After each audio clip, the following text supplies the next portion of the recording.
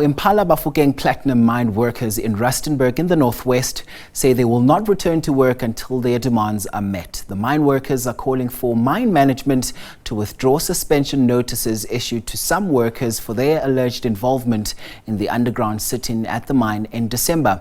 Now, over 2,000 workers embarked on a 3-day underground sit-in last month, protesting over issues relating to workers' pension funds and the employee share scheme. They eventually called off the sit-in and resurfaced due to hunger. Now, they say they will never go underground until the mine management withdraws the suspension notices. The National Union of Mine Workers Regional Secretary in Rustenburg, Geoffrey Moatse, says if the workers do not go back to work, there could be serious repercussions. Now, let's take you to this conversation. SABC News reporter Hasina Gori has been monitoring that story for us and joins us now in studio. Hasina, thank you so much for your time and welcome to the agenda. So let's start here. How did we get to this point that we're at? So if you'd remember, as you mentioned, there was a 3-day sit-in that took place just before the December holidays. It was the week between the 15th and the 16th to Christmas, where the workers downed tools, went underground and sat in for 3 days. Almost 2,500 of these workers calling for mine managers to listen to them. But before we even get there, what happened is that Impala Bafokeng mine, so it was called the Royal Bafokeng mine, and it was bought over by Impala. It was bought over almost 5 or 6 months ago, and the transition period, they were told, would take about 5 years. But in the last 5 months that took place, there was many changes that began coming in, and workers then became concerned with regard to their pension fund, but also the employee equity schemes that they had invested in. They went through the right channels according to them. They had meetings with management. They spoke with their NUM associates and asked for clarity with regards to monies that were owed to them, because according to them, Royal Bafokeng Mine had a pension fund scheme that all employees invested in and contributed to monthly. When it was bought over by Impala, they do not have the same pension fund scheme. So those monies that were invested are now due to those workers, and they were asking answers with regards to that. There was amounts paid to them. However, they claim that that amount is not even nowhere close to what is due to them. They're also accusing management of the mine management of reinvesting their employee money with the union, National Union of Mine Workers, behind the back of the workers without the consent of the employees. So these are all the reasons that you saw them finally downing tools and going underground. And you would understand that being underground is not an easy thing that they would do, where they would just sit in with no food. There was no access to any food. There was quite a little water, from what I understand. Many came up through those 3 days. Many started coming up either from dehydration, either feeling ill. Finally, it was called off due to starvation because there was no food underground. And also there was threats from the management that should they stay, they've been closed since Christmas, and they're only reopening tomorrow. So that would be quite a long, lengthy period as well. It is a health hazard as well, because you are in an area that is not habitable. It's to be in for a specific amount of times. There is toxins in the air as well, but also just given that there is no food as well and medication, people were concerned around that. The conditions working underground is not something that you would do just for your willingly. It's something you go there for a specific amount of time with the right procedures. But also 2,500 people underground is also a concern as well.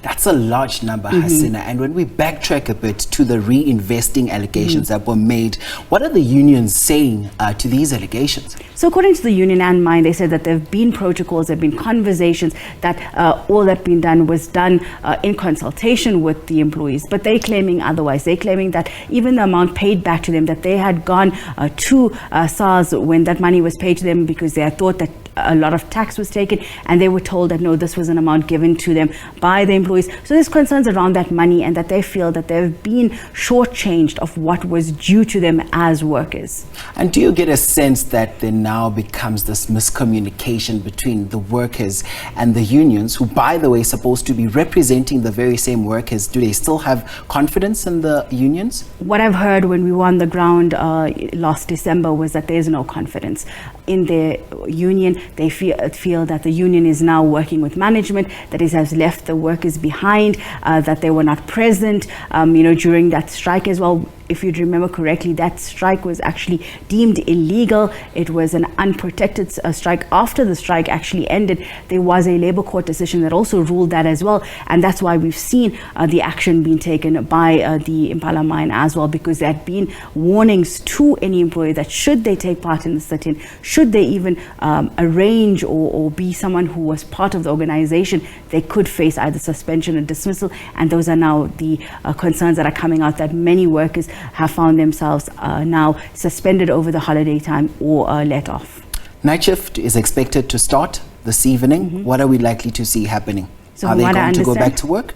From what we understand, that the workers that I've spoken to, they are planning to gather from late this afternoon outside the mine area. They might not be allowed into the gates, but they will protest. They do not want any workers to go underground today to stand in solidarity with those who were suspended, because the suspensions also began before this sit-in as well. There were others that were already suspended. So calling for all of those suspensions to be lifted, for everyone to be reinstated, but also for all the answers to be then given to them. And what's then the word from the mining bosses themselves? Because they would also have to lay their hand in their voice as well into this discourse. From what we understand right now, their response has said they have no comment at the moment because nothing has been done as yet. But they were quite adamant throughout the process of the last 3 days sit-in that this is an illegal, unprotected strike, and that action will be taken against those that were part of it. And I know as a journalist that covers such stories, there's also that human element, that human interest element that also comes in most of the times.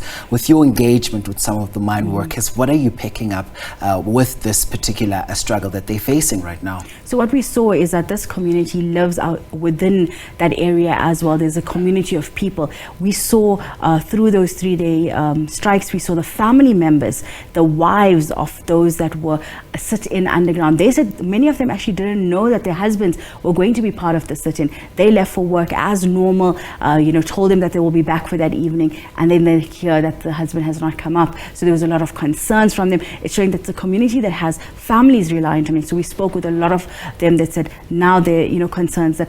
And I think the biggest issue that comes out of this for many of them is that monies that they were waiting on was something that they hoped would help them build a better life for them, but also their families. So it's this sense of they wanted this money for December. They wanted it for a future. They wanted to go into this year with, having a new plan for the future, and having this held back from them was also a hope that was taken from them. So that's the kind of sentiments we got on the ground. A lot of frustration, a lot of them feeling disheartened, feeling as if they've been let down by the employer as well.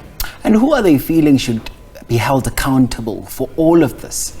I think they feel mine management should, come to the party, and they feel that what was promised to them with regards to that it will take over a specific amount of time, almost a 5-year period, that there should be transition time, that they were not given that time. Those were not, stood by, because now they found a lot of new changes. They said they were given new access cards that now showed Impala Bafokeng mine. They say they're unsure who they're working for, where do they fall within the subsidiaries as well, and those are the people that should be held accountable, but also really calling on the National Union of Mine Workers to come to the party and really stand for the workers and not just leave them on the sidelines. And I'm going to ask you a bit of an unfair question right now. I think most of the times you realize that it's just only fair dialogue that actually sees us come out with results, or maybe a solution that works for everyone.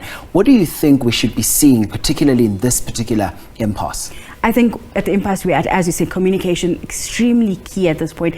The workers are feeling, the employees are feeling like the employer has completely ignored them, that what they've been asking has completely just been ignored. They even told it's not even real questions. I feel a lot of them at this point are feeling gaslit to an extent, feeling like they're not being validated in their concerns, in their struggles. So at this point, a large communication, maybe in Daba of sort. They feel that even though those that they have at the moment are being run by mine management, that they're not given, when they're having these meetings, it's almost run by management and Numan. They're being just told things, and there's no, exchange of communication where they can actually ask questions and get answers without a fear of any repercussions, because it's also the fear of being suspended or losing your job when you ask questions. And let's talk about their working conditions. What conditions do they usually work work under on the day-to-day, Hasina? So from what we understand, they work 12-hour shifts, many of them underground.